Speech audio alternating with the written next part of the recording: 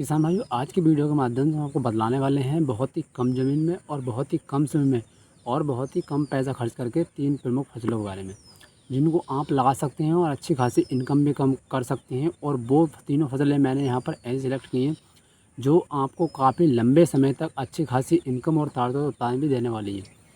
क्योंकि किसान भाई, जैसे कि आप जानते हैं, हमारे देश के अंदर लगभग 7% किसान ऐसे हैं जिनके पास क्या है, बहुत ही कम ज़मीन है। तो ये वीडियो उनके लिए बहुत ही इंपॉर्टेंट होने वाला है, तो वीडियो को बिल्कुल भी स्किप मत करना, एंड देखना। आज मैं बताऊंगा किस तरीके से बहुत ही कम पैसे खर्च करके और बहुत ही एक बहुत ही लिमिटेड क्वांटिटी के अंदर बहुत ही कम ज़मीन के अंदर भी उन फसलों को आप लगा सकते हैं। और ख़र्चा यहाँ आपको बिल्कुल नाम मात्र करना और बहुत ही लंबे समय तक वो जो फसलें हैं वो आपको यहाँ पर उत्पादन देने वाली हैं। चलिए बात करते हैं और स्टार्ट करते हैं। तो नमस्कार किसान साथियों, मेरा नाम है राजकुमार सैनी और आप देख रहे हैं DR agriculture Saini YouTube channel. बहुत बहुत स्वागत है आपका हमारे यूट्यूब चैनल में। किसान भाई, वीडियो को लाइक करके, चैनल को सब्सक्राइब करके, बेल आइकन को प्रेस कर दें ताकि इस तरीके की और वीडियो भी आपके पास पहुंच सके। तो किसान भाई देखिए, मैंने 3 फसलें वो यहाँ पर ऐसे सेलेक्ट की हैं जो कि आप बहुत ही कम ज़मीन के अंदर भी लगा सकते हैं और मात्र 30 दिन के अंदर वो आपको ताज़ा उत्पादन देने वाली है। और साथ ही एक बात उनके अंदर और है, एक खास बात, क्योंकि देखिए वो जो मैंने 3 फसलें यहाँ पर सिलेक्ट की हैं, ना तो उनके अंदर कोई माइट, थ्रिप्स, वायरस, चूसक कीट फंगस के अलावा उसके अंदर किसी भी तरह की कोई समस्या आपको देखने को नहीं मिलेगी। चलिए बात करते हैं और स्टार्ट करते हैं। तो किसान भाई, नंबर 1 पे मैंने जो फसल सिलेक्ट की है वो है हमारे यहाँ पर मेथी की फसल। देखिए, सितंबर के महीने में लगाई जाने वाली मेथी की फसल बहुत ही बढ़िया फसल है। एक तरीके से ये एक अगैती फसल है और अगर इसे आप सही समय पर सही तरीके से लगा देते हैं तो मान के चलना 100 रुपये किलो या 80 रुपये का किलो का रेट यहाँ पर आपको मिलने वाला है। देखिए, अगर मैं खर्चे की बात करूँ तो बहुत ही कम इसमें आपको खर्चा करना पड़ सकता है, बहुत नाम मत ना तो आपको किसी भी तरीके का इसमें गोबर का खाद डालना पड़ सकता है, ना ही इसमें आपको किसी तरह को रासायनिक खाद डालने पड़ सकते हैं। बहुत ही कम पैसा खर्च करके आप मेथी की फसल से अच्छा खासा इनकम यहाँ पर कर सकते हैं। तो आपको क्या करना है, यहाँ पर मेथी का बीज लेना है, क्योंकि मार्केट में बीज मिलते हैं। आपको यहाँ पर देसी मेथी का बीज लेना है। मेथी का बीज लेने के बाद आपको क्या करना है, क्यारियों के अंदर मेथी बुआई नहीं करनी है। बहुत सारे किसान साथी हमारे क्या करते हैं, क्यारियों के अंदर मेथी बुआई कर देते हैं। तो उससे होता क्या है, जैसे कि सितंबर का महीना चल रहा है तो आजकल तो बारिश कभी कभी लेट हो जाती है। तो अगर आप क्यारियों के अंदर मेथी बुआई कर देंगे तो उससे होता है क्या, बारिश के समय में चल के अगर ज़्यादा बारिश हो जाती है तो हमारी जो क्यारियों की मेथी होती है वो कहीं ना कहीं ख़राब हो जाती है। तो इसलिए आपको क्या करना है, चौड़ी चौड़ी मेड़े बना देनी है, जैसे कि आप वीडियो में देख भी पा रहे हैं। अभी चौड़ी चौड़ी मेड़े बना देनी है और मेड़े के ऊपर ही आपको यहाँ पर बुआई कर देनी है। इसके 2 फ़ायदे होते हैं। एक पहला फ़ायदा तो ये होता है कि अत्यधिक बारिश होने से भी हमारी मेथी ख़राब नहीं होती। दूसरा ये होता है कि जब मेड़ के ऊपर हमारी जो मेथी होती है तो उससे होता ये है कि उसको केवल नमी नमी मिलती है, उसके अंदर पानी नहीं भरता। अगर मैं क्यारी की बात करूँ तो वहाँ पर पानी भर जाता है, जिससे मेथी ग्रो नहीं कर पाती। वहीं जो मेड़ की मेथी होती है उसको केवल नमी मिलती है तो वो यहाँ पर फास्टली और बढ़िया ग्रो करती है। तो ये एक ऐसी खेती है बहुत ही कम खर्चे में और बहुत ही अच्छी इनकम देके जाती है। और मैं अगर इसकी बात करूँ तो एक बार बुआई करने के बाद आप बहुत ही लंबे समय तक आप इसमें हार्वेस्टिंग कर सकते हैं और कुछ लगाना भी यहाँ पर आपको नहीं पड़ता है। इसमें केवल एक फंगस की समस्या आती है, इसके अलावा किसी तरह की कोई समस्या नहीं आती। तो मैं तो भैया यही कहूँगा, इस समय आप बहुत ही अच्छी इनकम ले सकते हैं मेथी की फसल से। नंबर 2 पर किसान भाई मैंने यहाँ पर फसल सेलेक्ट की है, वो है आपकी धनिया की। एक धनिया की खेती भी ऐसी है जो कि आपको बहुत ही अच्छी इनकम देके जाएगी। और अगर आप सितंबर के महीने धनिया की खेती करते हैं तो बहुत अच्छा रेट भी आपको देखने को मिल सकता है। तो देखिए, आपको करना क्या है, यहाँ सबसे पहले आपको ज़मीन चूज़ करनी है। तो भैया देखिए, आप काली मिट्टी, दोमट मिट्टी, चिकनी मिट्टी, रेतीली मिट्टी को छोड़कर किसी भी उपजाऊ भूमि में यहाँ पर धनिया की खेती कर सकते हैं। अगर आपके पास देसी खाद है, गोबर का खाद है, सड़ा गला, तो डाल दें, और नहीं है तो कोई दिक्कत नहीं है। अगर हो तो डालने ज़्यादा अच्छा रहेगा, नहीं है तो कोई बात नहीं। इसके बाद में आपको जरूरत पड़ने वाली कि भैया वैरायटी कौन सिलेक्ट करें।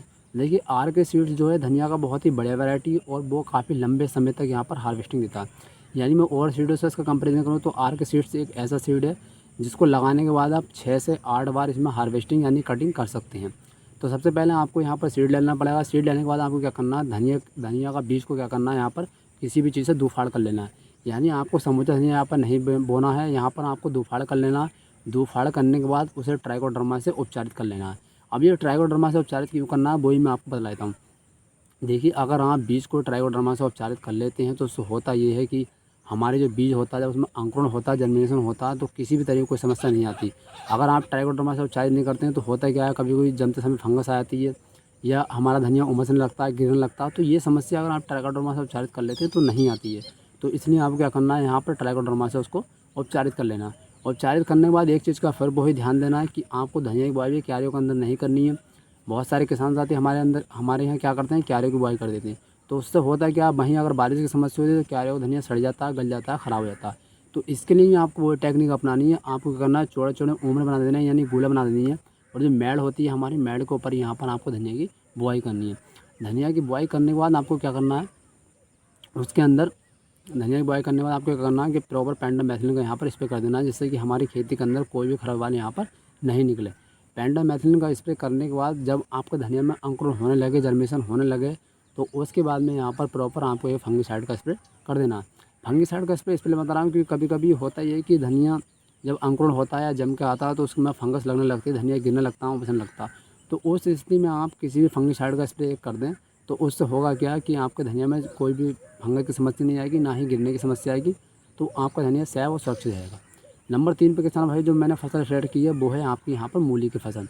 देखिए मूली की फसल भी ऐसी है, बहुत ही कम खर्च करके और मात्र 30 दिन के अंदर अच्छा उत्पादन देखने को देती है। तो जैसे कि सितंबर का महीना चल रहा है तो मूली की खेती के लिए बहुत ही बढ़िया समय है, क्योंकि इस समय अगर आप मूली की खेती करेंगे तो रेट भी अच्छा मिलेगा, साथ में आपकी जो मूली होगी वो अच्छी होगी, क्योंकि इस समय रोग प्रतिरोधक जो रोग आते हैं मूली की खेती के अंदर वो कम हो जाते हैं।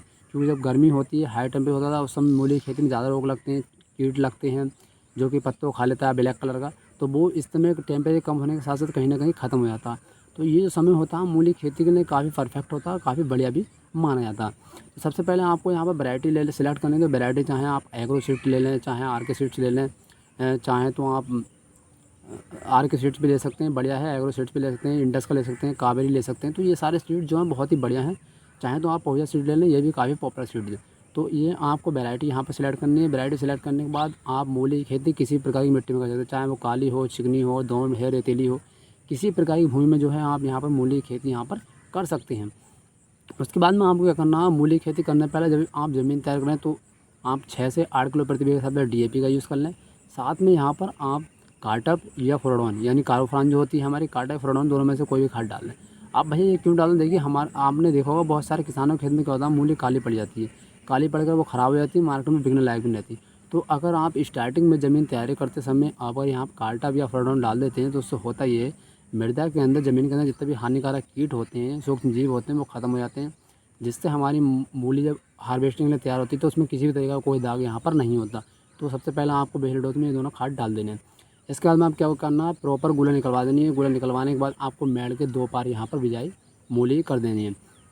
मूली की बिजाई करने के बाद आपको क्या करना है, प्रॉपर पेंडामेथिलिन का स्प्रे लगा देना है, जिससे कि हमारी खेती के अंदर कोई भी खरपतवार यहाँ पर नहीं निकले। क्योंकि देखिए अगर हमारी खेती में खरपतवार निकल जाते हैं तो उससे हमें आगे चले काफ़ी समस्या होती है। इसलिए आप प्रॉपर पेंडामेथिलिन का स्प्रे कर दें, जिससे हमारी खेती में कोई भी खरपतवार यहाँ पर नहीं निकले। पेंडामेथिलिन का स्प्रे करने के बाद 24 घंटे बाद आपको सिंचाई कर देनी है। 24 घंटे बाद अगर आप सिंचाई कर देंगे तो हमारी दवाई जो है प्रॉपर काम कर जाएगी। इससे पहले आपको सिंचाई नहीं करनी है। तो किसान भाई देखिए, जो आज मैंने तीनों फसलें बताई थी वो तीनों फसलें यहाँ पर ऐसी थी कि जिनको अगर आप लगाते हैं तो बहुत ही कम खर्चा करना पड़ेगा और आप कम से कम ज़मीन के अंदर भी इनको लगा सकते हैं। यानी एक लिमिटेड क्वांटिटी के अंदर बहुत ही कम ज़मीन के अंदर भी लगा सकते हैं और अच्छा खासा उत्पादन भी ये देखने को आपको देंगी। और जैसे कि मैंने बताया, इनके अंदर किसी तरह का माइट, थ्रिप्स, बारह, चूसा, कीट, सुंडी यानी इस तरीके की कोई समस्या भी यहाँ पर नहीं आती। ऑलरेडी आता है तो केवल फंगस आता है, जिसको आप इजीली ख़त्म भी कर सकते हैं।